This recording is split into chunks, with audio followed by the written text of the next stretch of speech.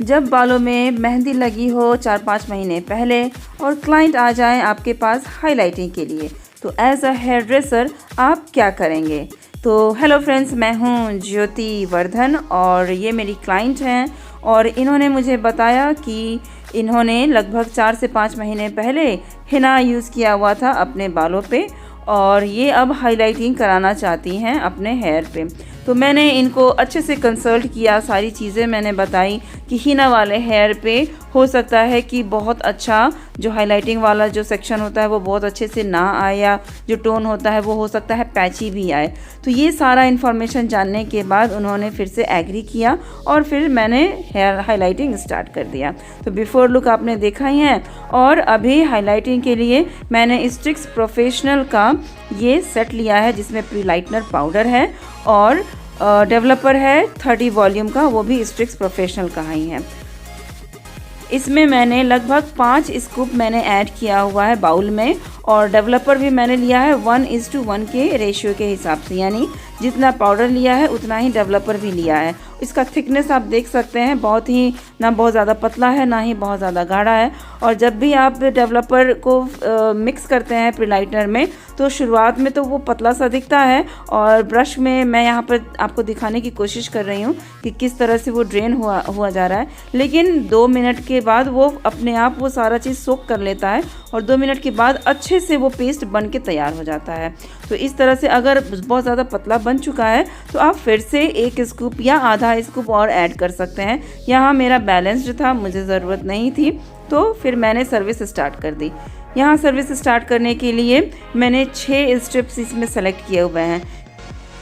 Highlighting का paste बनाने से पहले ही मैंने ये 6 स्ट्रिप्स को मैंने सेट कर लिया था, सिक्योर कर लिया था।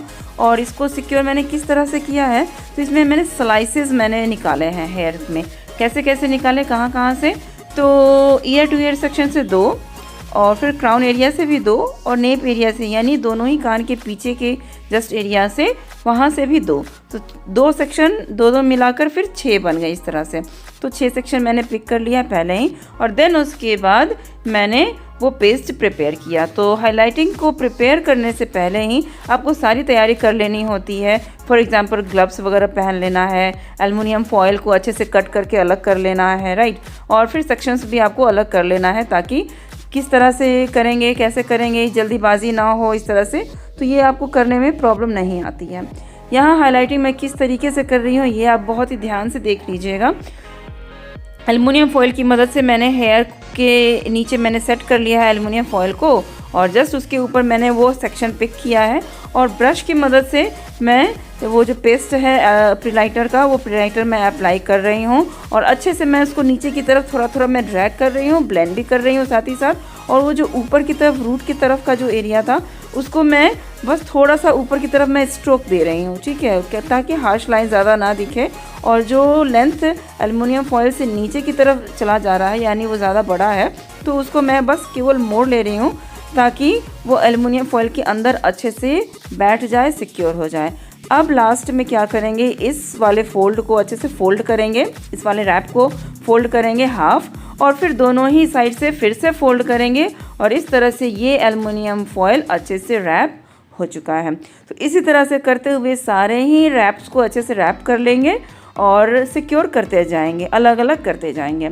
तो ये देखिए फ्रेंड्स, मैंने ही ये सारा हेयर को अच्छे से एल्युमिनियम फॉयल से रैप कर लिया है प्रीलाइटनर लगा के।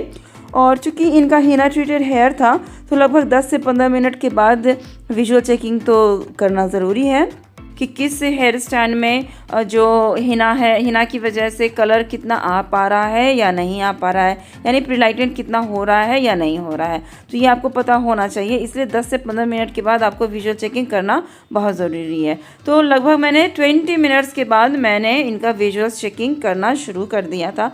हेयर की क्वालिटी भी बहुत अच्छी थी इनकी और विजुअल चेकिंग करने के दौरान मैंने देखा कि इनका अच्छे से ये प्रीलाइटर अच्छे से हो चुका था। मैं काफ़ी खुश हुई थी और अपनी क्लाइंट को भी मैंने दिखाया तो वो भी काफ़ी खुश हुई कि चलो अच्छे से ये सारा जो प्रीलाइटर होता है वो अच्छे से आ गया, जो शेड इनको चाहिए था, ऑलमोस्ट कॉपरिश शेड में इनको चाहिए था, तो वो शेड आ गया था।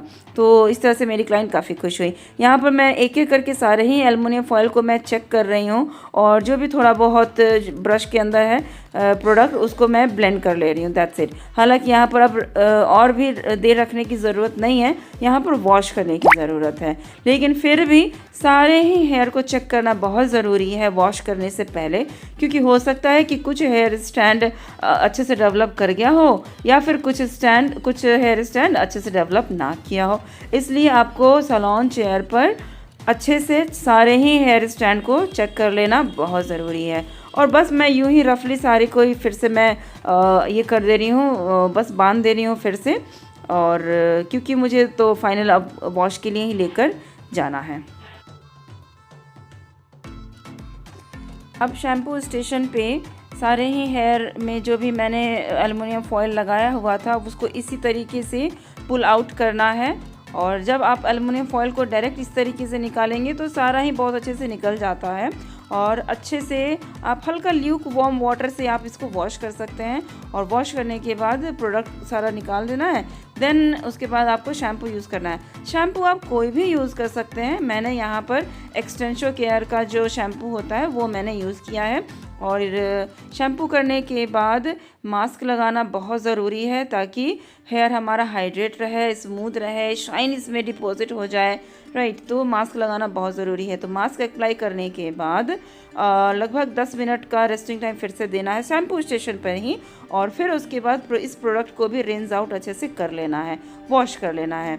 वॉश करने के बाद क्लाइंट को फिर से आपको सैलून चेयर पर लेकर आना है और उसके बाद अच्छे से टॉवल ड्राई करना है। Towel dry most important thing है। कई बार लोग टॉवल ड्राई ढंग से करते नहीं हैं और फिर ड्रायर इस्तेमाल करना तुरंत शुरू कर देते हैं बहुत ज़्यादा गीले ही बालों में।